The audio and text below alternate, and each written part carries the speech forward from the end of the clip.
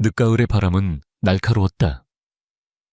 서울이 한눈에 내려다 보이는 언덕 위, VVIP들을 위한 사설 추모공원은 계절의 끝자락에서 스산한 아름다움을 뽐내고 있었다. 잘 가꾸어진 잔디 위로 마지막 잎새들이 위태롭게 흩날렸고, 공기 중에는 차가운 흙냄새와 마른 소나무 향이 뒤섞여 있었다. 박진우는 이 계절의 모든 것을 증오했다. 그는 아내 윤서연의 이름이 새겨진 순백의 대리석 묘비 앞에 서 있었다. 최고급 원단으로 재단된 검은색 코트는 그의 단단한 어깨를 감싸고 있었고, 한치의 흐트러짐 없는 모습은 대한민국을 이끄는 진성그룹의 총수다운 위엄을 보여주었다. 하지만 그의 얼굴에 드리운 깊은 그늘과 공허한 눈빛은 그가 세상 모든 것을 가졌지만 가장 중요한 것을 잃어버린 남자임을 말해주고 있었다. 오늘로 꼭 5년이었다. 그의 세상이 무너져 내린 지. 그는 장갑을 낀 손으로 묘비의 차가운 표면을 천천히 쓸었다. 그리고 조심스러운 손길로 하얀 백합 한 다발을 내려놓았다.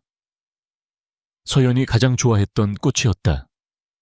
꽃의 향기가 바람을 타고 퍼져나가자 굳게 닫혀있던 그의 기억의 문이 속절없이 열렸다. 진우 씨, 이 꽃 좀 봐요. 꼭 눈이 내린 것 같지 않아요. 순수하고 깨끗하고 당신을 닮았어요. 햇살이 쏟아져 들어오던 신혼집 거실. 하얀 원피스를 입은 채 백합을 화병에 꽂으며 해맑게 웃던 아내의 모습이 눈앞에 선명하게 그려졌다. 그 웃음소리, 그 향기, 그 따스함. 모든 것이 바로 어제 일처럼 생생했다. 하지만 이제 그에게 남은 것은 차가운 비석과 만질 수 없는 기억뿐이었다. 세상은 그를 얼음 심장을 가진 황제라 불렀다. 아내의 장례식에서조차 눈물 한 방울 보이지 않았고, 슬픔에 잠길 틈도 없이 그룹의 경영권을 완벽하게 장악하여 진성그룹을 더 높은 곳으로 이끌었기 때문이다. 아무도 몰랐다. 그의 눈물은 이미 오래전에 심장 안에서 모두 말라붙어 버렸다는 것을. 그리고 그의 시간은 빗길 위에서 처참하게 부서진 아내의 차와 함께 영원히 멈춰버렸다는 것을. 세어연아. 그의 입술에서 나온 나직한 부름은 바람소리에 묻혀 흩어졌다. 그가 깊은 상념에 잠겨있을 때였다. 기척. 그는 본능적으로 고개를 들었다. 수많은 경쟁자와 적들 속에서 살아남으며 단련된 감각이 누군가 자신을 지켜보고 있음을 경고하고 있었다. 그의 날카로운 시선이 주변을 훑었다. 처음에는 아무것도 보이지 않았다. 하지만 그의 시선이 조금 떨어진 곳에 거대한 은행나무에 멈췄을 때 그는 숨을 멈췄다. 나무 뒤에 작은 아이 2명이 서 있었다. 똑같은 하얀색 원피스를 입은 4~5살쯤 되어 보이는 여자아이들이었다. 마치 한 사람을 둘로 나눈 것처럼 똑같이 생긴 쌍둥이. 아이들은 그를 두려워하지 않았다. 그저 커다란 눈으로 무표정하게 그를 빤히 응시하고 있을 뿐이었다. 진우의 미간이 좁혀졌다. 이곳은 허가된 사람 외에는 출입이 엄격히 통제되는 곳이다. 아이들이 길을 잃은 걸까? 그는 경호원에게 연락하려다. 문득 아이들의 눈을 보고 모든 생각을 멈췄다. 그 눈, 맑고 깊고 어딘가 슬픔을 머금은 듯한 그 눈동자. 서연의 눈이었다. 심장이 쿵 하고 거세게 울렸다. 말도 안 되는 생각이라는 것을 알면서도 그는 발걸음을 뗄 수 없었다. 그는 천천히 아이들에게 다가갔다. 그의 접근에도 아이들은 피하지 않았다. 얘들아, 여기서 뭐하니? 부모님은 어디 계시니? 그의 목소리는 스스로도 놀랄 만큼 잠겨 있었다. 그는 최대한 부드러운 표정을 지으려 애썼다. 그의 물음에 조금 더 대담해 보이는 아이가 앞으로 한 걸음 나섰다. 다른 아이는 그 아이의 옷자락을 꼭 붙잡은 채 뒤에 숨었다. 아이는 고개를 들어 조금의 망설임도 없이 그의 눈을 똑바로 마주 보았다. 아이의 입술이 천천히 열렸다. 고요한 추모공원의 정적을 깨고 아이의 맑지만 어딘가 서늘한 목소리가 울려 퍼졌다. 엄마가 보냈어요. 세 단어. 그것은 질문도 대답도 아니었다. 그것은 그의 5년을, 그의 슬픔을, 그의 세계를 통째로 뒤흔드는 선고였다. 순간 박진우의 시간은 다시 한번 멈췄다. 바람 소리도 나무칩 스치는 소리도 들리지 않았다. 그의 귀에는 오직 그 불가능한 세 단어만이 메아리처럼 울리고 있었다. 그는 거대한 충격에 휩싸여 마치 유령이라도 본 사람처럼 그 자리에 얼어붙어 버렸다. 박진우의 세상은 이성과 논리를 기반으로 세워진 견고한 성체였다. 하지만 엄마가 보냈어요 라는 아이의 말은 그 성벽에 거대한 균열을 만들어냈다. 충격이 가시고 그의 머릿속을 가장 먼저 장악한 것은 슬픔이나 그리움이 아닌 차가운 분노와 의심이었다. 이것은 공격이다. 그의 가장 약한 부분, 윤서연이라는 상처를 겨냥한 비열하고 잔인한 공격. 진성그룹을 호시탐탐 노리는 경쟁사. 혹은 그에게 앙심을 품은 누군가가 꾸민 짓일 것이다. 그는 아이들의 눈높이에 맞춰 무릎을 굽혔다. 조금 전까지 그의 눈에 감돌던 희미한 슬픔은 온데간데 없었고 상대를 꿰뚫어 보는 듯한 경영인의 날카로운 눈빛만이 남아있었다. 너희 엄마 이름이 뭔데? 누가 너희를 여기로 데려왔지? 그의 목소리는 부드러움을 가장했지만 그 안에는 서늘한 압박감이 실려 있었다. 그의 기세에 겁을 먹은 듯 옷자락을 잡고 있던 아이. 둘이가 언니 하나 의등 뒤로 더욱 바싹 숨었다. 하지만 하나는 물러서지 않았다. 아이는 여전히 그를 똑바로 올려다보며 같은 말을 기계처럼 반복했다. 엄마가요. 엄마가 가라고 했어요. 그 순진무구한 얼굴과 확신에 찬 목소리가 진우의 이성을 더욱 혼란스럽게 만들었다. 그때였다. 그의 강압적인 태도에 결국 울음이 터진 둘이가 작은 주머니 속에서 무언가를 필사적으로 꺼내기 시작했다. 아이는 가장 소중한 것을 빼앗기지 않으려는 듯 낡은 손수건에 쌓인 무언가를 작은 손으로 꼭 쥐고 있었다. 둘이는 겁에 질린 채 떨리는 손으로 그것을 진우에게 내밀었다. 마치 이것을 보여주면 이 무서운 아저씨가 더 이상 우리를 다그치지 않을 거라는 듯한 필사적인 몸짓이었다. 진우는 잠시 망설였다. 그의 시선은 짜증과 경계심으로 가득 차 있었다. 그는 마지못해 손을 뻗어 그것을 받아들었다. 낡고 부드러운 감촉의 손수건. 그가 천천히 손수건을 펼쳤을 때 그 안에 들어있던 물건이 모습을 드러냈다. 순간 진우의 심장이 멎는 듯 했다. 그것은 작은 은제빗이었다. 그냥 빗이 아니었다. 빗의 몸체에는 그가 직접 디자인에 참여했던 백합 문양이 정교하게 음각되어 있었고 손잡이 끝에는 작지만 선명하게 두 사람의 이니셜이 새겨져 있었다. B-I-G-Y-S. 기억이 비수처럼 날아와 그의 심장에 박혔다. 결혼기념일 선물로 빗을 건넸을 때 아이처럼 기뻐하며 그의 뺨에 입을 맞추던 서연의 얼굴. 이걸로 매일 머리 빗을게요. 진우 씨 생각하면서. 그녀의 목소리가 귓가에 생생하게 울렸다. 하지만 그를 진짜 충격에 빠뜨린 것은 추억이 아니었다. 그것은 명백한 사실이었다. 5년 전 마지막으로 그녀의 얼굴을 확인하고 관뚜껑을 덮기 직전 그가 직접 이 빗을 그녀의 차가운 손에 쥐어주었다. 그는 두 눈으로 똑똑히 보았다. 이 빗은 그의 아내와 함께 차가운 땅 속에 묻혔어야만 했다. 유령의 속삭임은 환상으로 치부할 수 있다. 하지만 물리 법칙을 거스르는 이 물건은 무엇으로 설명해야 하는가? 진우의 이성의 성벽이 와르르 무너져 내렸다. 그는 더 이상 아이들을 추궁할 수 없었다. 그는 그저 멍하니 빛과 아이들의 얼굴을 번갈아 볼 뿐이었다. 아이들의 눈동자 속에서 그는 죽은 아내의 모습을 보고 있었다. 결국 그는 아이들을 이곳에 둘 수 없다고 판단했다. 그는 말없이 일어나 아이들을 향해 손을 내밀었다.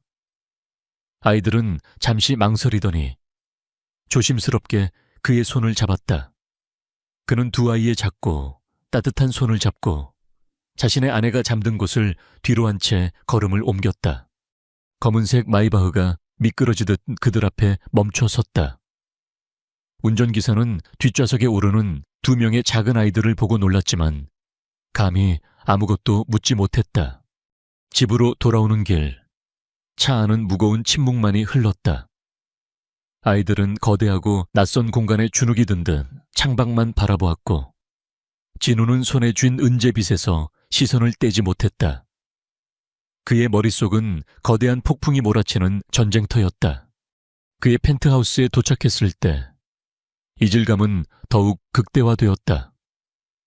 모든 것이 각 잡혀 있고 흑백의 모노톤으로 이루어진 그의 공간에 자꾸 다채로운 색을 가진 두 생명체가 들어왔다. 평생을 그와 함께한 나이든 집사는 눈이 휘둥그레졌지만 곧 평정을 되찾고 진우의 지시를 기다렸다. 이 아이들 씻기고 먹을 것 좀 챙겨주세요. 그리고 편한 옷도 준비해 주시고요. 그는 집사에게 아이들을 맡기고 곧장 자신의 서재로 향했다. 은제빗을 책상 위에 내려놓은 그는 전화기를 들어 단축번호 1번을 길게 눌렀다. 김 실장, 내 서재로 와. 지금 당장. 그의 목소리는 다시 진성그룹의 총수 강태준의 목소리로 돌아와 있었다. 그의 집을 사무실이라고 칭하지 않은 것은 이것이 더 이상 그룹의 일이 아닌 자신의 인생 전체를 뒤흔드는 문제임을 직감했기 때문이다. 1시간 후 아이들은 가장 깨끗한 옷으로 갈아입고 따뜻한 우유를 마신 뒤 그의 집에서 가장 큰 게스트룸 침대 위에서 깊은 잠에 빠져들었다. 진우는 방 문 앞에 서서 잠든 아이들의 모습을 오랫동안 지켜보았다. 곤히 잠든 얼굴은 천사와도 같았다. 그리고 그 얼굴은 그가 미치도록 그리워한 아내의 얼굴을 놀랍도록 닮아 있었다. 그는 다시 서재로 돌아와 책상 위에 놓인 은제빗을 집어들었다. 차가운 금속의 감촉이 그의 혼란을 더욱 가중시켰다. 이 아이들은 누구인가? 이 빛은 어떻게 땅속에서 다시 나온 것인가? 그리고 이 모든 일의 중심에 있는 윤서연. 그녀는 대체 누구였는가? 미스터리는 이제 막 시작되었을 뿐이었다.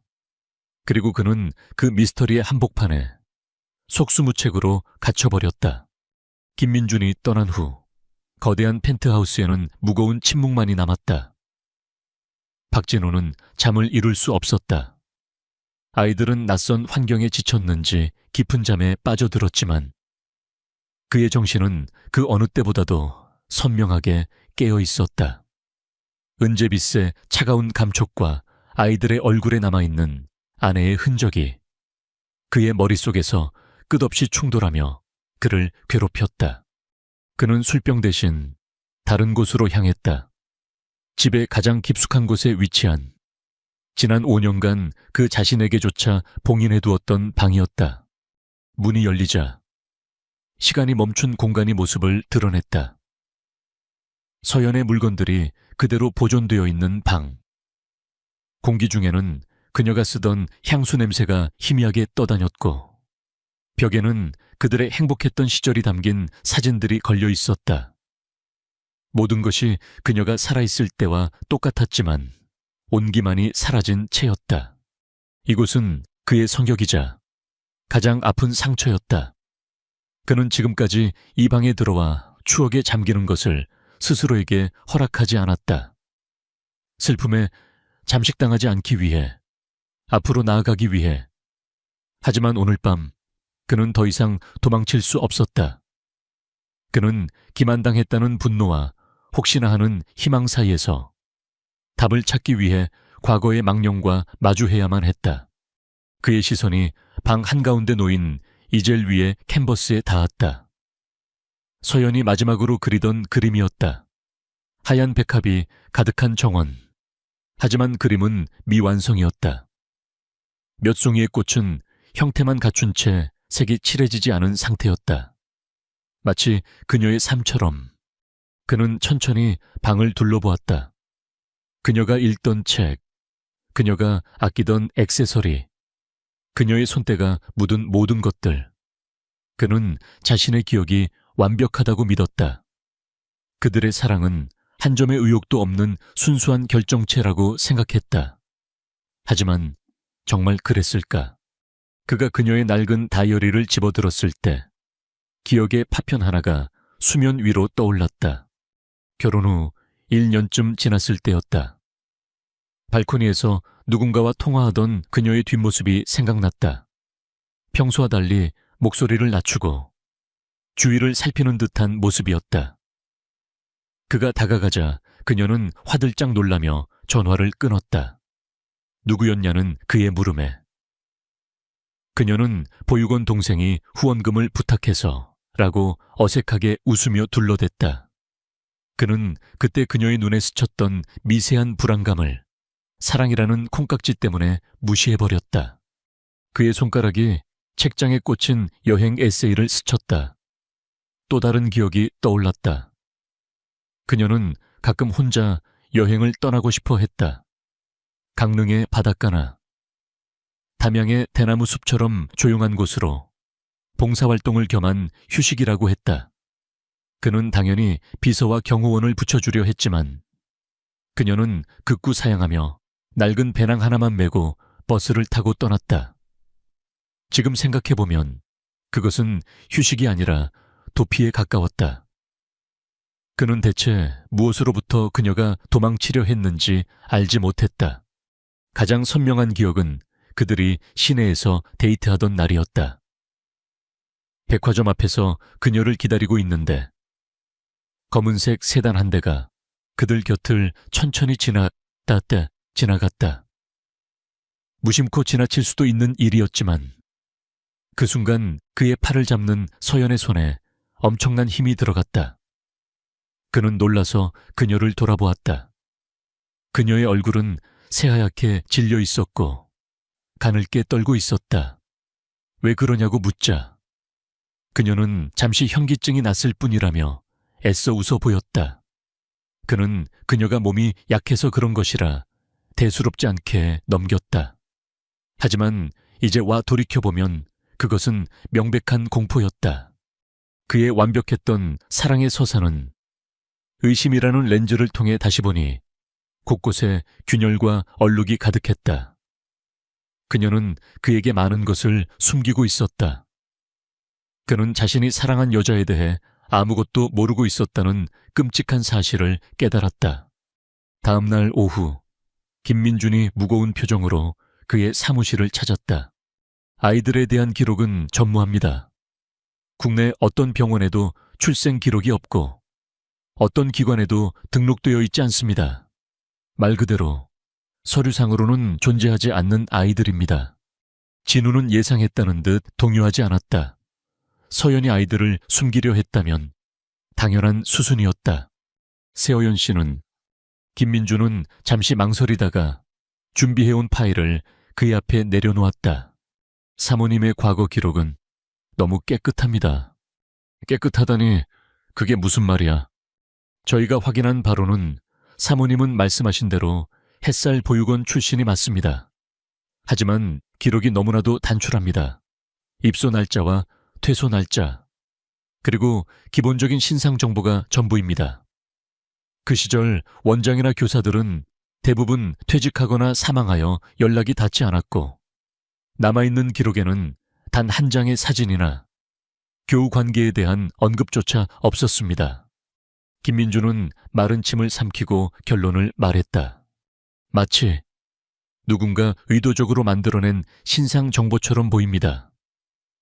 진짜 윤서연이라는 인물의 흔적은 모두 지워지고 저희가 아는 윤서연이라는 껍데기만 남겨놓은 것처럼요. 파일의 마지막 장에는 햇살 보육원에서 유일하게 찾아낸 빛바랜 단체 사진 한 장이 첨부되어 있었다. 수십 명의 아이들 속에서 진우는 서연의 얼굴을 찾을 수 없었다. 진우는 파일을 덮었다. 심장이 차갑게 식는 것 같았다. 그가 5년간 그리워하고 5년간을 바쳐 슬퍼했던 여자는 누구였을까? 그녀의 미소, 그녀의 눈물, 그녀의 사랑, 그 모든 것의 진실은 무엇이었을까? 그는 자리에서 일어나 도시가 내려다 보이는 거대한 유리창 앞에 섰다. 저 도시 어딘가에 그의 아내의 진짜 과거와 이 모든 미스터리를 풀 열쇠가 숨어 있을 것이다. 그리고 그의 집에는 그 비밀스러운 과거와 연결된 유일한 증거인 두 아이가 잠들어 있다. 더 이상 슬픔에 잠긴 남편으로만 머물러 있을 수는 없었다. 그는 이제 알아야만 했다. 자신이 사랑했던 여자의 진짜 모습을. 김민준의 보고는 박진우의 머릿속에 더 큰 혼돈을 남기고 갔다. 아내의 과거가 조작되었다는 사실은 그가 발딛고 서 있던 현실의 기반을 송두리째 흔들었다. 하지만 그는 마냥 혼란에 빠져 있을 수만은 없었다. 지금 그에게는 더 시급하고 중요한 문제가 있었다. 바로 그의 집에 있는 두 아이, 하나와 둘이의 정체였다. 서연의 과거는 긴 시간에 걸쳐 파헤쳐야 할 미군기지만 아이들과 자신의 관계는 과학의 힘으로 즉시 증명할 수 있었다. 그날 밤 진우는 잠든 아이들의 방으로 조용히 들어갔다. 달빛이 창문을 통해 들어와 아이들의 평온한 얼굴을 비추고 있었다. 그는 잠시 그 모습을 가만히 내려다보았다. 이 작은 아이들이 대체 누구이기에 자신의 얼어붙은 심장을 이토록 뒤흔드는 것일까? 그는 조심스럽게 베개 위에 떨어져 있는 아이들의 머리카락 몇 올을 채취했다. 자신의 머리카락과 함께 작은 증거물 보관 봉투에 넣는 그의 손길은 한치의 오차도 없는 기계처럼 정확했지만 미세하게 떨리고 있었다. 다음 날 아침 그는 김민준에게 봉투를 건네며 단 한마디만 했다. 가장 빠르고 정확한 곳으로. 보안은 생명이다. 결과가 나오기까지 꼬박 이틀이 걸렸다. 그 시간은 진우에게 5년보다도 더 길게 느껴졌다. 그는 평소처럼 그룹의 업무를 처리했지만 아무 것에도 집중할 수 없었다. 그의 신경은 온통 펜트하우스에 있는 아이들에게 쏠려 있었다. 아이들은 이제 낯선 환경에 조금씩 적응하기 시작했다. 집사의 보살핌 아래 아이들은 조심스럽게 그들만의 세상을 탐험했다. 넓은 거실에서 숨바꼭질을 하기도 하고 진우의 서재에 몰래 들어와 거대한 책장을 신기한 듯 올려다보기도 했다. 진우는 CCTV 화면을 통해 그런 아이들의 모습을 묵묵히 지켜보았다. 웃음기를 잃었던 그의 공간에 작은 생기가 돌기 시작했다. 그는 아이들의 작은 몸짓 하나하나에서 죽은 아내의 모습을 발견했고 그럴 때마다 심장이 저며오는 동시에 이상한 온기가 피어나는 것을 느꼈다.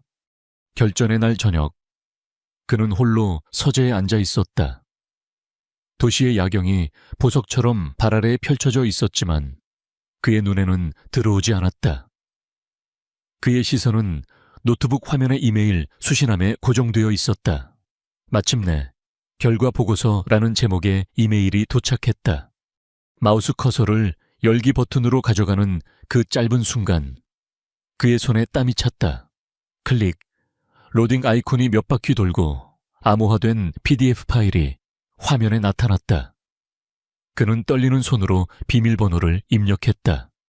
보고서의 내용은 복잡한 표와 그래프로 가득했지만 그의 눈은 오직 가장 아래에 있는 최종 결론만을 쫓았다. 분석 결과 부자관계 성립 확률 95.99%. 순간 세상의 모든 소리가 멎었다. 그는 화면을 응시한 채 움직이지 않았다. 딱딱하게 굳어있던 그의 얼굴 근육이 미세하게 떨리기 시작했다. 그리고 그의 눈에서 년 만에 처음으로 뜨거운 눈물 한 방울이 흘러내렸다. 슬픔의 눈물이 아니었다. 그것은 기쁨과 분노와 혼란과 그리고 주체할 수 없는 사랑이 뒤섞인 눈물이었다. 그들은 그의 딸들이었다. 서연과 그의 핏줄. 그는 혼자가 아니었다.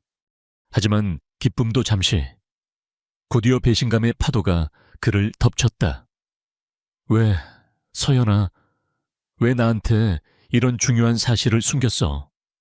우리가 함께 기뻐하고 함께 책임져야 할 아이들을 왜 너 혼자? 그의 감정이 폭풍처럼 몰아치고 있을 때 전화벨이 날카롭게 울렸다. 발신인은 어머니였다. 그의 감정이 순식간에 차갑게 가라앉았다. 본가로 오겨라 할 얘기가 있다. 강소희 회장, 진성그룹 재단의 이사장이자 박진우의 어머니. 그녀의 목소리는 언제나처럼 부드러웠지만 그 안에는 거스를 수 없는 강철 같은 의지가 담겨 있었다. 그것은 요청이 아닌 소환이었다. 진우는 서울의 전통 부촌인 성북동 진성그룹의 본가로 향했다. 현대적인 그의 펜트하우스와는 달리 본가는 수백 년 된 소나무로 둘러싸인 고풍스러운 한옥이었다. 이곳은 낡았지만 돈으로 살 수 없는 권위와 역사가 깃든 공간이었다. 그가 대청마루를 지나 사랑방으로 들어서자 강 회장은 흐트러짐 없는 자세로 앉아 차를 마시고 있었다. 우아한 한복 차림의 그녀는 나이를 가늠할 수 없는 미모와 함께 날카로운 지성을 뿜어내고 있었다. 어처구니 없는 소문이 들리더구나. 그녀는 찻잔을 내려놓으며 본론으로 들어갔다. 근본도 없는 아이들을 집에 들였다고. 소문이 아닙니다. 사실입니다. 내가 제정신이냐. 10중 8구. 우리와 경쟁 관계에 있는 태양그룹 놈들의 수작이겠지. 내 죽은 아내를 팔아먹는 것도 모자라. 가짜 후계자를 내세워 진성을 흔들려는 속셈이야. 당장 그 아이들을 원래 있던 곳으로 돌려보내거라. 더 큰 스캔들이 터지기 전에 어머니의 목소리는 냉정했고 아이들을 향한 경멸이 가득했다. 서연을 향한 해묵은 반감 역시 숨기지 않았다. 그 순간 진우 안에서 무언가가 변했다. 과거의 그였다면 어머니의 논리에 반박하거나 설득하려 했을 것이다. 하지만 이제 그는 아버지였다. 제 딸들입니다. 그의 단호한 대답에 강 회장의 눈썹이 살짝 치켜 올라갔다. 유전자 검사 마쳤습니다. 강 회장은 잠시 놀란 듯 했지만 곧 차가운 미소를 되찾았다. 유전자 검사 따위 돈으로 얼마든지 조작할 수 있는 세상이다. 너는 지금 내 슬픔을 이용하려는 그 계집의 망령에 홀린 개야. 그 계집의 망령. 서연을 모욕하는 그 말에 진우의 마지막 인내심이 끊어졌다. 그는 자리에서 일어섰다. 그의 목소리는 낮고 차가워서 방 안의 공기를 얼어붙게 만들었다. 다시는 제 아내와 제 아이들을 그런 식으로 부르지 마십시오. 어머니. 그가 어머니의 뜻을 정면으로 거역한 것은 그의 인생에서 처음 있는 일이었다. 그 아이들은 진성그룹의 사람이기 이전에 제 가족입니다. 무슨 일이 있어도 제가 지킬 겁니다. 그는 말을 마치고 충격에 빠진 어머니를 뒤로 한 채 망설임 없이 돌아섰다. 그는 이제 싸워야 할 대상이 누구인지 명확히 알았다. 아내의 과거에 숨어있는 정체 모를 적, 그리고 자신의 가장 가까운 곳에 있는 또 다른 적. 그는 이제 두 딸의 아버지로서 그 모든 전쟁을 치를 준비가 되어 있었다. 어머니와의 대립은 박진우의 마음에 남은 마지막 미련을 털어내는 계기가 되었다. 그는 더 이상 과거에 얽매인 슬픈 남편이 아니었다. 그는 이제 두 아이의 아버지였고 아버지에게는 슬픔에 잠겨 있을 시간이 허락되지 않았다. 펜트하우스로 돌아온 그는 새로운 결의에 차 있었다. 아이들은 거실에서 집사와 함께 그림을 그리고 있었다. 그가 들어서는 것을 본 하나가 자신이 그린 삐뚤빼뚤한 그림을 들고 그에게 달려왔다. 아빠, 이거 선물.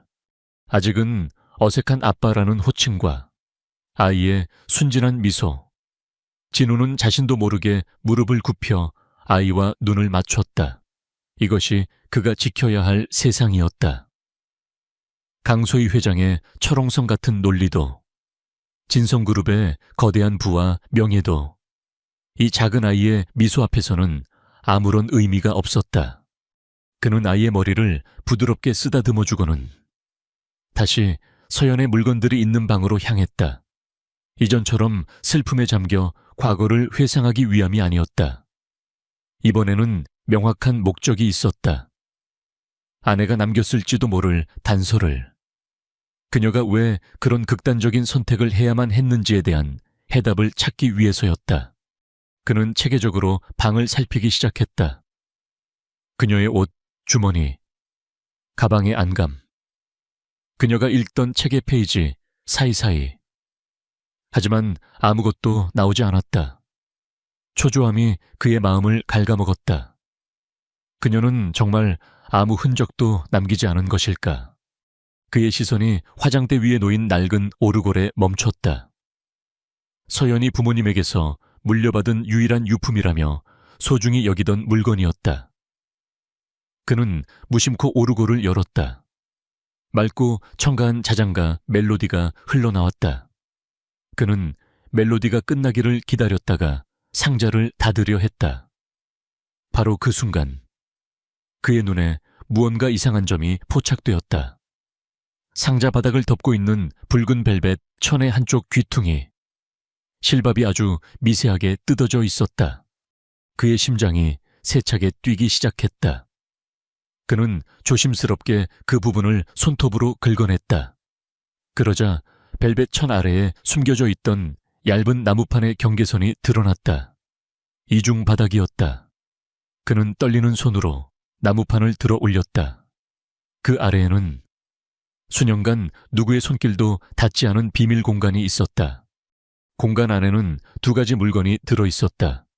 곱게 접혀 누렇게 변색된 편지 한 통, 그리고 구형 2G 핸드폰 하나. 진우는 마른 침을 삼키며 편지를 먼저 집어들었다. 봉투는 없었다. 편지지를 펼치자 그의 심장을 먹게 할 만큼 익숙한 서연의 필체가 나타났다. 사랑하는 진우 씨에게. 첫 문장부터 그의 눈시울이 뜨거워졌다. 그는 숨을 고르고 떨리는 눈으로 편지를 읽어 내려가기 시작했다. 만약 당신이 이 편지를 읽고 있다면 그건 아마도 제 힘으로는 더 이상 우리 아이들을 지킬 수 없게 되었다는 뜻이겠지요. 미안해요. 당신을 속여서 정말 미안해요. 하지만 당신과 우리 아이들을 지키기 위해서는 이것 말고는 다른 방법이 없었어요. 당신에게는 말하지 못한 제 과거가 있어요. 저는 평생 그림자라고 부르던 어둠 속에서 살아왔어요. 당신을 만나 사랑에 빠진 것은 제 생의 유일한 구원이었지만 그 구원은 그 그림자를 더욱 자극할 뿐이었어요. 그는 제가 가진 모든 것을 빼앗으려 하는 괴물이니까요.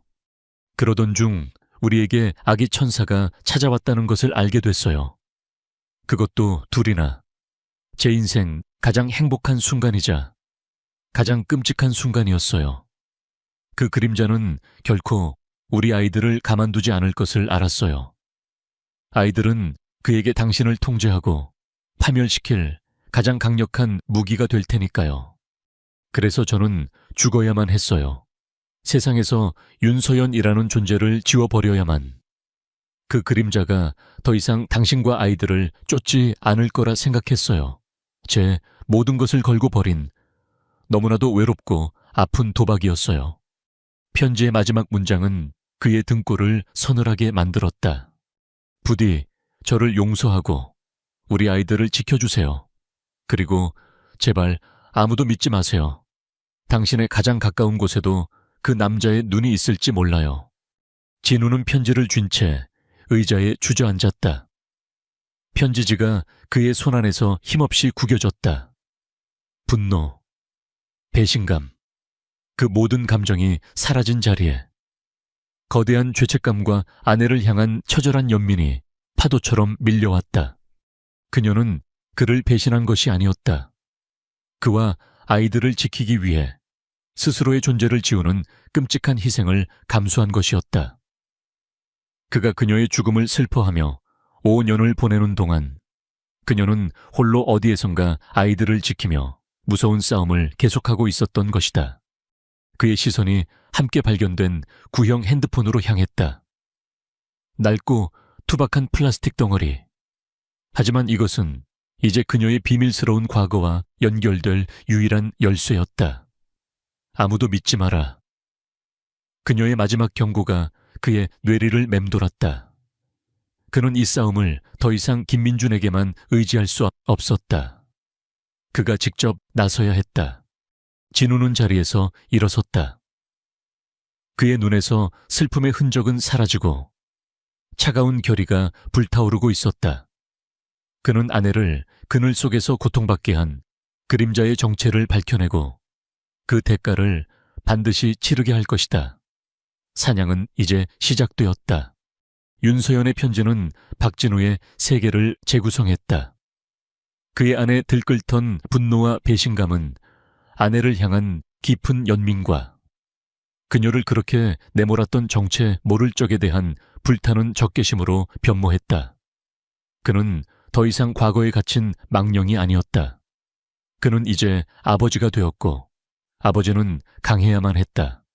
다음 날 아침 펜트하우스의 공기는 미묘하게 달라져 있었다. 늘 그림자처럼 그를 수행하던 집사와 가사 도우미에게 진우는 처음으로 휴가를 명했다. 오늘만큼은 온전히 그가 아이들과 함께하고 싶었다. 그것이 아버지가 되기 위한 그의 첫걸음이었다. 그는 평생 사용해 본 적 없는 주방으로 향했다. 최고급 빌트인 가구와 첨단 조리 기구들이 질비한 잡지 화보에나 나올 법한 공간이었다. 하지만 수억 원대의 기업 인수합병 계약도 눈 하나 깜짝 않고 처리하는 그에게 냉장고 문을 여는 간단한 행위는 마치 미지의 행성을 탐사하는 것처럼 낯설었다. 그는 아이들을 위해 간단한 아침 식사, 프렌치 토스트를 만들기로 결심했다. 인터넷에서 검색한 레시피는 간단해 보였다. 하지만 현실은 달랐다. 계란물의 농도를 맞추지 못해 주방은 온통 계란 범벅이 되었고 온도 조절에 실패한 토스트는 새까맣게 타버렸다. 결국 자욱한 연기와 함께 화재 경보기가 요란하게 울리기 시작했다. 아저씨, 이게 다 뭐예요? 경보기 소리에 잠이 깬 하나와 둘이가 잠옷 차림으로 눈을 비비며 부엌으로 나왔다.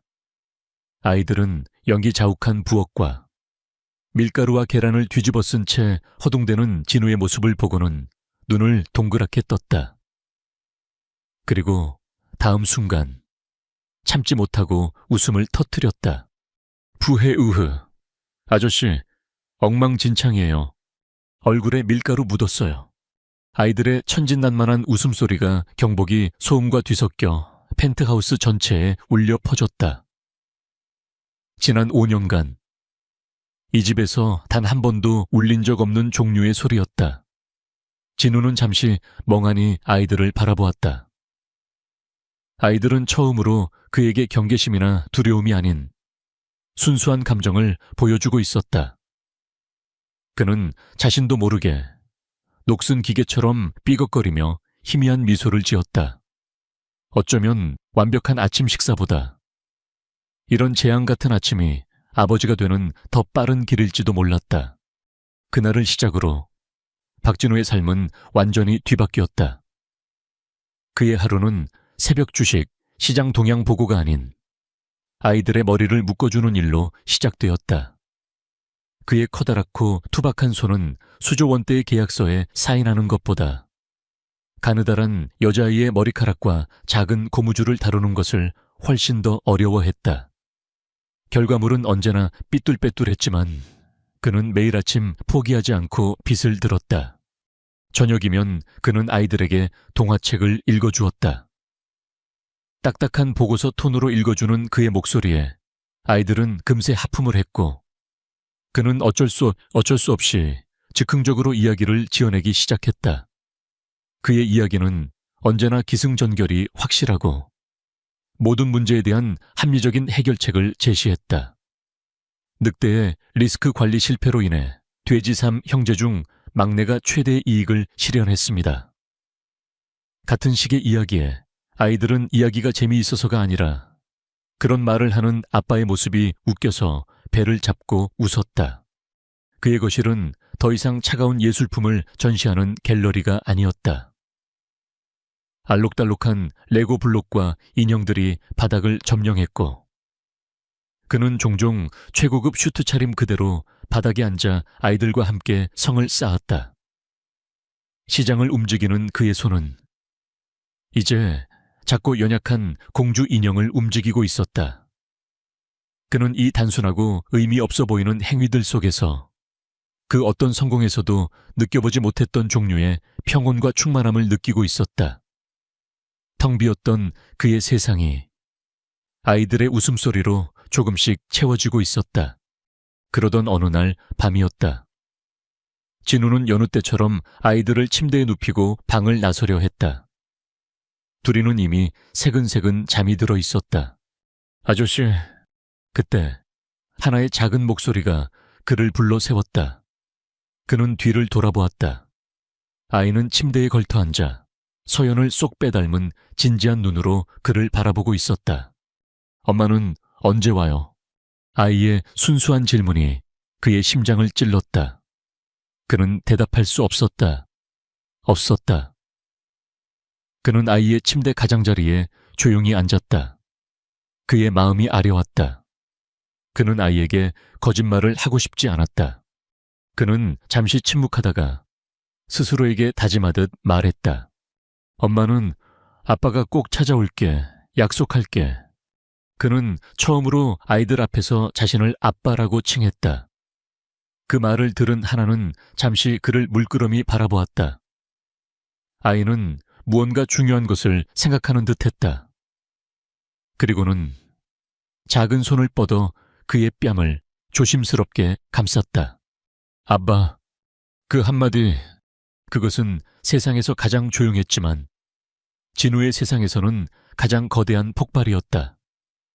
인정, 수용, 그리고 연결. 5년간 그의 영혼을 떠돌던 공허한 구멍이 그 따뜻한 한마디로 완벽하게 채워지는 것 같았다. 그는 아이의 작은 손을 감싸 쥐었다. 아빠라는 단어의 무게가 그의 심장에 깊이 새겨졌다. 이제 그의 목표는 명확했다. 그는 더 이상 죽은 아내를 위한 복수를 하는 것이 아니었다. 그는 살아있는 딸들의 미래와 그들의 엄마를 되찾기 위해 싸우는 것이다. 그는 이제 완벽한 아버지였다. 아빠라는 단어는 박진우의 세상에 새로운 축을 세웠다. 그는 더 이상 복수심에 불타는 남자가 아니었다.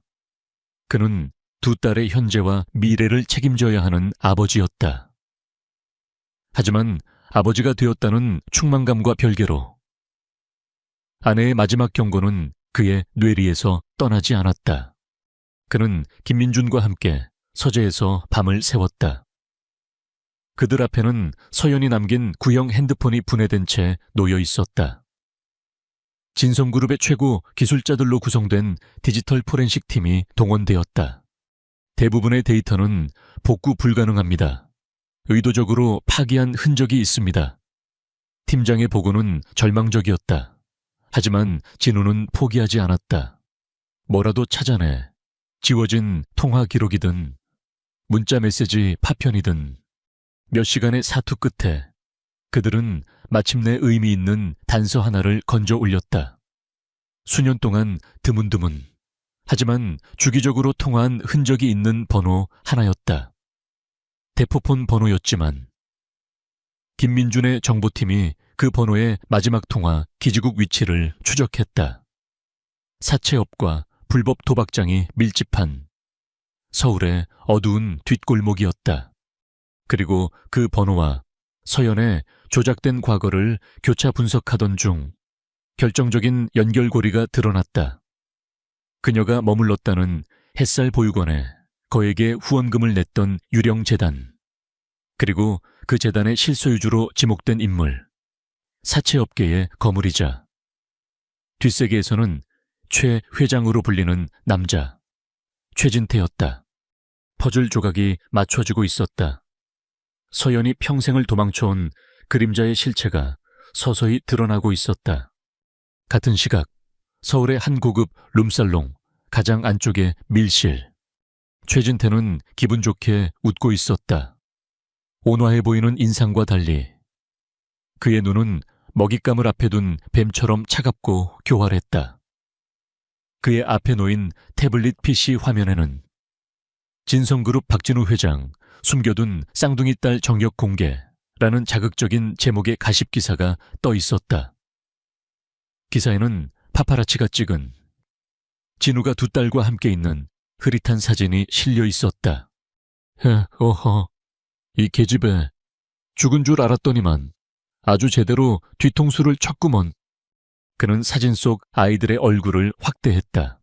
그 눈, 자신에게서 벗어나기 위해 발버둥치던 윤서연의 그 지독한 눈을 똑 닮아 있었다. 그는 5년 전 서연이 죽었다는 소식을 들었을 때 다 잡은 물고기를 놓친 것처럼 몹시 아쉬워했었다. 그런데 그 물고기가 대한민국에서 가장 비싼 황금알을 낳아두었을 줄이야. 그는 더 이상 아이들을 원망스러운 배신자의 핏줄로 보지 않았다. 그의 탐욕스러운 눈에는 아이들이 수천억 원짜리 돈다발이자 박진우와 진성그룹을 통째로 뒤흔들 수 있는 완벽한 인질로 보였다. 그는 곁에 서 있던 부하에게 나직하게, 하지만 단호하게 명령했다. 제호, 아이들 데려와. 흠집 하나 없이 아주 조용하게. 진우는 아이들을 더 이상 펜트하우스라는 황금 새장 안에만 가둬둘 수 없다고 판단했다. 아이들에게는 평범한 삶이 필요했다. 그는 주변의 모든 반대를 무릅쓰고 서울에서 가장 보안이 철저하기로 유명한 사립유치원에 아이들을 등록시켰다. 유치원 첫 등원일. 진우는 다른 학부모들 틈에서 어색하게 서 있었다. 그의 주변에는 보이지 않는 경호원들이 학부모와 교사, 관리인으로 위장한 채 배치되어 있었다. 그는 놀이터에서 다른 아이들과 어울리는 하나와 둘이의 모습을 보며 불안감 속에서도 작은 행복을 느꼈다. 서연의 경고가 마음에 걸렸지만 그는 이것이 아이들을 위한 최선의 길이라고 믿었다. 하지만 그 평화는 너무나도 짧았다. 사건은 하원 시간에 맞춰 일어났다. 최진태의 부하들은 프로였다. 그들은 유치원 정문 앞에서 고의로 접촉 사고를 내어 경비 인력의 시선을 분산시켰다. 그 틈을 타 배달원으로 위장한 남자 2명이 아이들이 대기하고 있던 놀이터로 접근했다. 얘들아, 아저씨가 맛있는 사탕 줄까? 남자들이 다정한 목소리로 아이들을 유인했다. 겁이 많은 둘이는 망설였지만 하나는 경계심 가득한 눈으로 그들을 쳐다보았다. 그 순간 학부모로 위장하고 있던 진우의 경호원 중 한 명이 미세한 움직임을 포착하고 아이들 쪽으로 움직이기 시작했다. 낌새를 눈치챈 남자들이 다급하게 움직였다. 한 명이 둘이의 팔을 거칠게 잡아 끌었다. 아빠여. 둘이의 비명이 놀이터에 울려 퍼졌다. 그 순간 모든 것이 폭발했다. 아이 쏜놔. 경호원이 소리치며 달려들었고 그의 이어피스에서는 다급한 외침이 터져 나왔다. 코드 레드, A구역 아이가 피습됐다. 순식간에 곳곳에 숨어있던 경호원들이 모습을 드러내며 남자들을 포위해.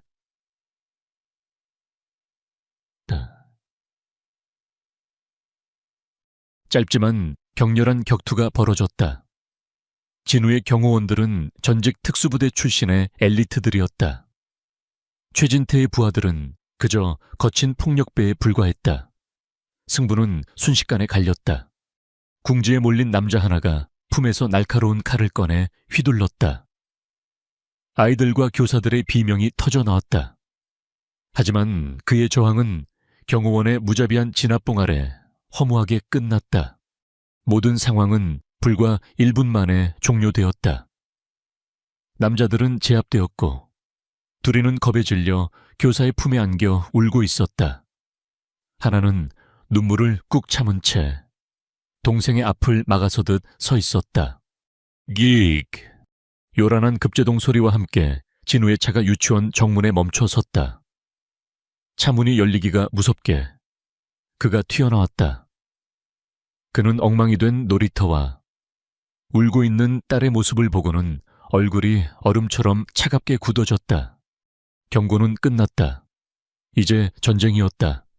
그의 눈에 가족을 지키려는 수컷 호랑이의 살기가 번뜩였다. 그는 조용히 하지만 세상에서 가장 무서운 분노를 담아 제압된 남자에게 다가가고 있었다. 유치원에서의 아수라장은 박진우의 마음에 차가운 경종을 울렸다. 적은 생각보다 훨씬 더 가까이 그리고 대담하게 움직이고 있었다. 아이들을 24시간 철통 경비 속에 보호하는 동안 그는 다시 서재의 작전실로 돌아왔다. 제압된 괴한들은 입을 열지 않는 말단 조직원들이었다. 그들의 배후, 최진태를 무너뜨리기 위해서는 결정적인 증거가 필요했다. 그의 시선이 다시 서연이 남긴 낡은 핸드폰으로 향했다. 포렌식 팀이 복구해낸 여러 개의 대포폰 번호들, 그 중에서도 유일하게 수년간의 통화 기록이 남아있는 번호. 그는 김민준에게 명령했다. 이 번호 다시 추적해봐. 위치가 아니라 이 번호의 주인이 누구와 가장 자주 만났는지를 알아내. 지금 당장. 김민준의 정보팀은 진성그룹의 모든 역량을 동원해 그 번호의 과거 행적을 캤다. 그리고 몇 시간 후 의미 있는 보고가 올라왔다. 번호의 주인이 주기적으로 방문한 장소. 강원도의 한적한 바닷가 마을에 위치한 오석현 의원이라는 작은 개인 병원이었다. 진우는 더 이상 망설이지 않았다. 그는 서울의 모든 것을 김민준에게 맡기고 홀로 차를 몰아 강원도로 향했다. 비릿한 바다 냄새가 창문을 통해 스며들었다. 평화로운 어촌의 풍경은 서울의 피비린내 나는 암투와 극명한 대조를 이루었다. 그는 낡은 간판이 걸린 병원 앞에 차를 세웠다. 병원 안에서는 나이 지긋한 의사 한 명이 노인 환자를 진료하고 있었다. 그가 바로 오석현이었다. 진우가 안으로 들어서자 오석현은 낯선 방문객을 경계심 가득한 눈으로 쳐다보았다. 그의 눈빛은 수많은 사연을 꿰뚫어 본 자의 날카로움을 담고 있었다. 누구신지 윤서연 씨를 아십니까? 진우의 직설적인 질문에 오석현의 얼굴이 순간 굳어졌다. 그는 곧 표정을 감추며 시치미를 뗐다. 그런 이름은 모르오. 잘못 찾아오신 것 같으니 이만 나가주시죠. 모레 오신다고요. 진우는 그의 책상 위로 서연이 남긴 은제빗을 올려놓았다. 이것도 본 적 없으십니까? 오석현의 동공이 미세하게 흔들렸다. 하지만 그는 여전히 입을 다물었다. 진우는 그의 방어막을 깨뜨리기 위해 마지막 카드를 꺼냈다. 그는 서연의 편지를 보여주지도 돈으로 회유하지도 않았다. 대신 그는 고통스러운 목소리로 말했다. 그 여자가 평생을 바쳐 지켜온 아이들이 어제 죽을 뻔했습니다. 그 한마디에 오석현의 단단하던 가면이 무너져 내렸다. 그의 눈에 깊은 고통과 슬픔이 어렸다. 그는 진우의 눈을 오랫동안 들여다보았다. 그의 눈에 담긴 것이 단순한 호기심이 아닌 가족을 지키려는 자의 절박함이라는 것을 확인하고 나서야 그는 깊은 한숨과 함께 문을 잠갔다. 안으로 들어오시오. 병원의 낡은 진료실 안에서 오석현은 지난 10수년간 자신만이 알고 있던 진실의 판도라 상자를 열었다. 그의 이야기는 서연이 어린 소녀였을 때부터 시작되었다. 서연의 아버지는 평범한 회계사였지만 최진태의 비자금 내역을 우연히 알게 된 후 내부 고발을 결심했다. 하지만 그 대가는 참혹했다. 최진태는 서연의 부모님을 교통사고로 위장해 살해하고 유일한 생존자인 어린 서연을 보호라는 명목하에 자신의 소나귀에 넣었다. 그녀는 인질이었고 최진태의 범죄를 증명할 살아있는 증거였다. 서연이는 그놈의 소나귀에서 그림자처럼 살아야 했소. 그러다 당신을 만난 거고 그 아이 인생의 처음으로 비친 빛이었지. 오석현은 괴로운 듯 눈을 감았다. 그러던 어느 날 서연이가 임신 사실을 알고 나를 찾아왔소. 아이를 지우고 싶지 않지만 이 아이가 태어나는 순간 최진태의 손에 들어갈 것을 알고 있었지. 그래서 우리는 끔찍한 계획을 세웠소. 그의 목소리가 떨렸다. 5년 전 그 교통사고는 실제했소. 다만 희생자는 서연이가 아니었지. 신원 미상의 여행객이었어. 나는 의사라는 직위를 이용해 시신을 바꿔치기 하고 치과 기록 같은 신원 정보를 모두 조작했소. 서연이는 저 멀리 언덕 위 차 안에서 자신의 장례식이 치러지는 것을 눈물도 흘리지 못하고 지켜봐야만 했소. 진우는 주먹을 불끈 쥐었다. 그의 심장이 갈갈이 찢어지는 것 같았다.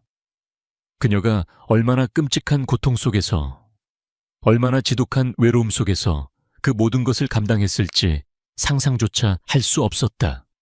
그는 간신히 목소리를 쥐어짰다. 그녀는 어디 있습니까? 진우의 질문에 오석현은 차마 그를 쳐다보지 못하고 고개를 숙였다. 서연이는 살아있네. 그 말에 진우의 세상이 환하게 밝아지는 듯 했다. 살아있다. 그녀가 살아있다. 하지만 의사의 다음 말은 그 짧은 희망을 다시 지옥으로 떨어뜨렸다. 하지만 그 아이에게는 시간이 얼마 없어. 내 오랜 세월 스트레스와 영양실조에 시달린 탓에 재생불량성 빈혈 진단을 받았어. 최근 들어 병세가 급격하게 악화되었고 자신의 힘으로는 더 이상 아이들을 지킬 수 없다고 판단한 게야. 그래서 아이들을 당신에게 보낸 거요. 어미로서 아이들을 위해 할 수 있는 마지막 일이었던 거지. 진우는 망연자실했다. 그는 죽은 줄 알았던 아내가 살아있다는 사실을 알게 된 바로 그 순간 그녀를 다시 잃게 될 거라는 선고를 함께 들어야만 했다. 그는 절박하게 의사의 팔을 붙잡았다. 그의 목소리는 애원에 가까웠다. 어디 있습니까? 그녀가 지금 어디 있죠? 오석현의 진료실에서 나온 박진우는 더 이상 이전의 그가 아니었다. 그의 안에 있던 슬픔과 혼란은 아내를 살려야 한다는 절박함과 그녀를 고통 속에 몰아넣은 자를 파멸시켜야 한다는 차가운 분노로 응축되었다. 그는 서울로 돌아오는 내내 단 한마디도 하지 않았다. 그의 침묵은 곧 다가올 폭풍의 전조였다. 서울에 도착하자마자 그가 내린 첫 번째 명령은 파격적이었다. 진성그룹은 긴급 기자회견을 열었다.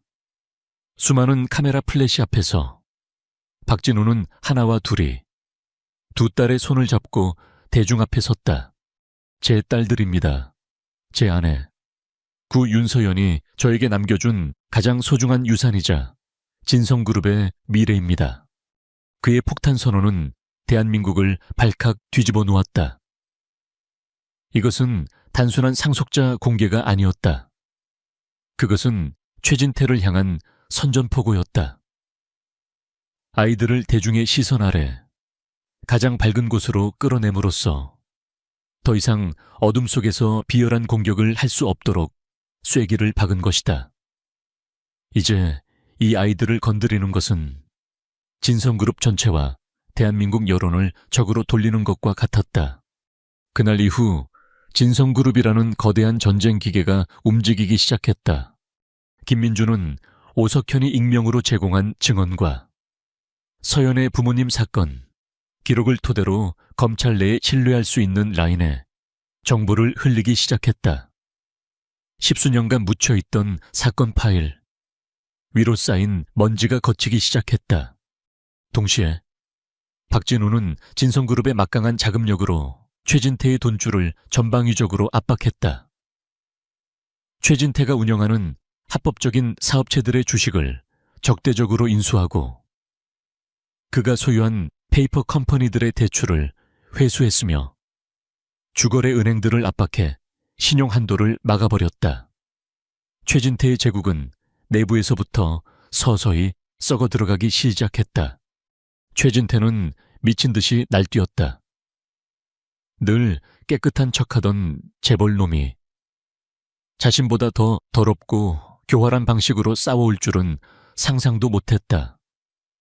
그의 돈줄은 마르고 충성스럽던 부하들은 과거의 범죄 혐의로 하나둘씩 검찰에 소환되었다.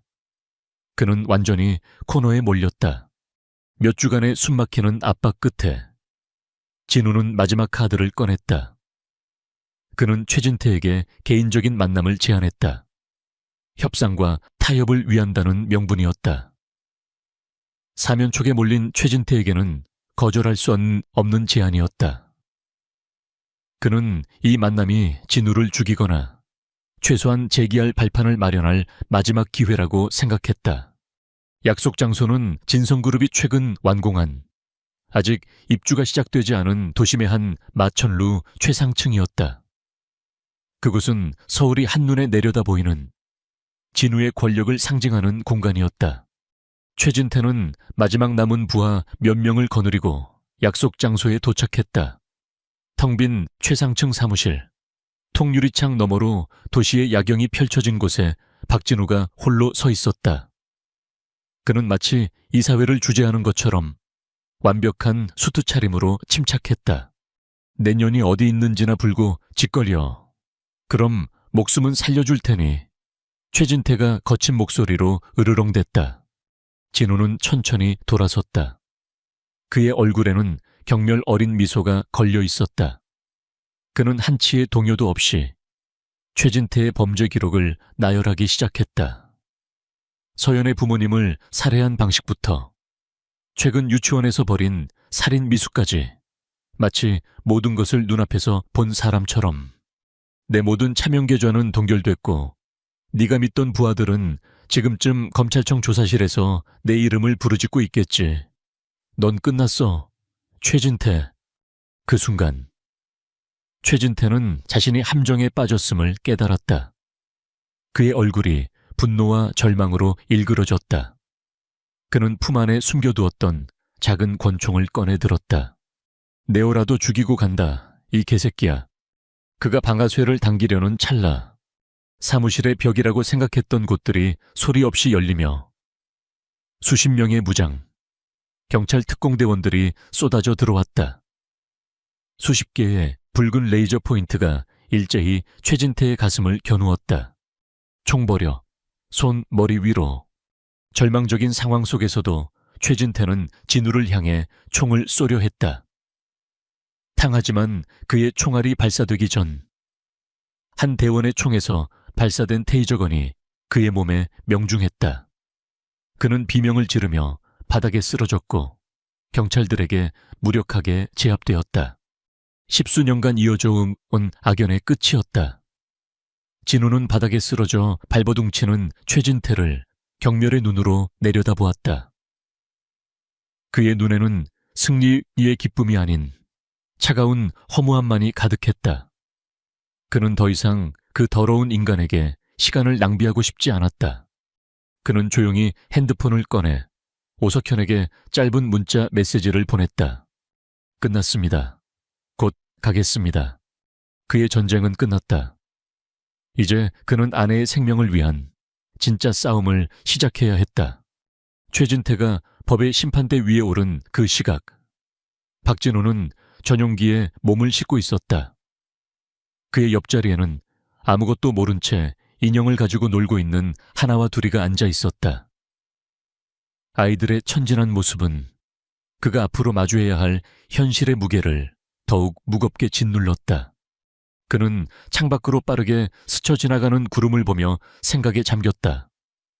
그는 전쟁에서 이겼다. 하지만 이제부터가 진짜 싸움이었다. 그는 5년 만에 아내를 만나러 가는 길이었다. 살아있다는 기쁨도 잠시, 그녀가 아프다는 사실이 그의 심장을 올가매고 있었다. 그녀는 어떤 모습일까? 그를 원망하고 있지는 않을까? 비행기는 강원도의 작은 공항에 착륙했다. 그곳에는 오석현 원장이 마중을 나와 있었다. 그는 진우와 아이들을 자신의 낡은 채 태워 바다가 보이는 언덕 위 작은 집으로 향했다. 그곳은 화려한 그의 세상과는 완벽하게 분리된 조용하고 소박한 공간이었다. 집 앞에 도착했을 때 진우는 아이들에게 잠시 차에서 기다려달라고 부탁했다. 그는 먼저 홀로 그녀를 마주해야만 했다. 삐걱거리는 나무 문을 열고 안으로 들어섰다. 집안은 깨끗했지만 곳곳에 가난과 외로움의 흔적이 묻어 있었다. 그는 열린 침실 문틈으로 그녀의 뒷모습을 보았다. 그녀는 의자에 앉아 담요를 무릎에 덮은 채 창밖의 바다를 하염없이 바라보고 있었다. 그 뒷모습이 너무나도 가늘고 위태로워 보여 진우는 차마 걸음을 뗄 수 없었다. 5년 전 그의 곁에서 환하게 웃던 건강하고 생기 넘치던 서연은 그곳에 없었다. 긴 병마와 싸워온 세월이 그녀의 모든 것을 앗아간 듯 했다. 그가 들어서는 기척에 그녀가 천천히 고개를 돌렸다. 그리고 그들의 시선이 5년이라는 길고 긴 시간을 넘어 허공에서 마주쳤다. 그녀의 눈이 놀람으로 커졌다. 그의 눈에는 그리움과 고통, 미안함이 폭풍처럼 몰아쳤다. 누구도 먼저 말을 꺼내지 못했다. 시간의 강을 사이에 둔 채 그들은 서로를 바라보며 숨막히는 침묵을 견뎌냈다. 먼저 움직인 것은 진우였다. 그는 한 걸음 한 걸음 마치 꿈속을 걷는 것처럼 그녀에게 다가갔다. 그는 그녀의 앞에 무릎을 꿇었다. 그리고 떨리는 손으로 창백하고 마른 그녀의 손을 잡았다. 세어연아. 그의 목소리는 갈라져 있었다. 멋네요. 그녀의 입술에서 나온 대답은 거의 바람소리에 가까웠다. 그녀의 눈에서 참아왔던 눈물이 뚝뚝 떨어져 그의 손등 위로 번졌다.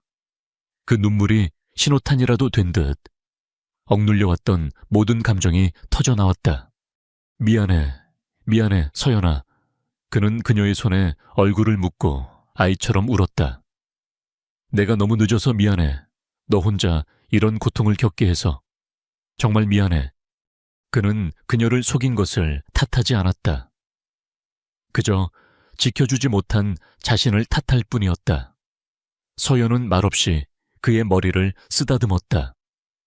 그녀의 손길은 여전히 따뜻했다. 그것으로 충분했다. 그들은 더 이상 어떤 말도 필요 없이 서로의 아픔을 위로하고 서로를 용서했다. 한참 후 진우는 눈물을 그치고 그녀에게 말했다. 당신을 만나러 온 손님이 더 있어. 그가 문을 열자 하나와 둘이가 쭈뼛거리며 안으로 들어왔다. 아이들은 창백하게 앉아있는 여자를 보고는 잠시 멈칫했다. 그들이 기억하는 엄마는 늘 씩씩하게 웃어주던 사람이었으니까. 서허연은 아이들을 보자마자 온몸에 마지막 남은 힘을 쥐어짜는 듯 단 표정을 지었다. 그녀의 마른 뺨 위로 눈물이 폭포수처럼 흘러내렸다. 하나야, 누르야. 그녀가 떨리는 팔을 벌리자 아이들이 그제야 엄마임을 알아보고 달려와 그녀의 품에 와락 안겼다. 엄마, 세 사람은 부서져라 서로를 껴안고 오랫동안 울었다. 진우는 그 모습을, 자신의 승리의 증거를 눈에 새기듯 바라보았다. 이것이 그가 되찾고 싶었던 세상이었다. 몇 달의 시간이 흘렀다. 계절은 겨울을 지나 따스한 봄을 맞이했다. 서연의 병세는 기적처럼 호전되었다.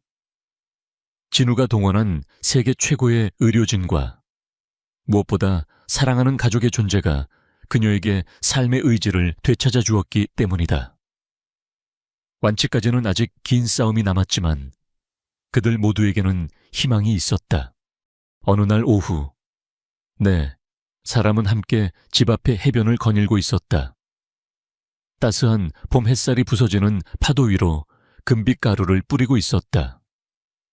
하나와 둘이는 신발을 벗어 던지고 깔깔거리며 밀려오는 파도를 따라 뛰어다녔다.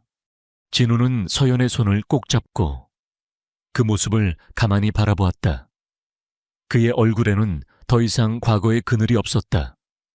그 자리에는 깊고 평화로운 미소가 자리하고 있었다. 그는 깨달았다.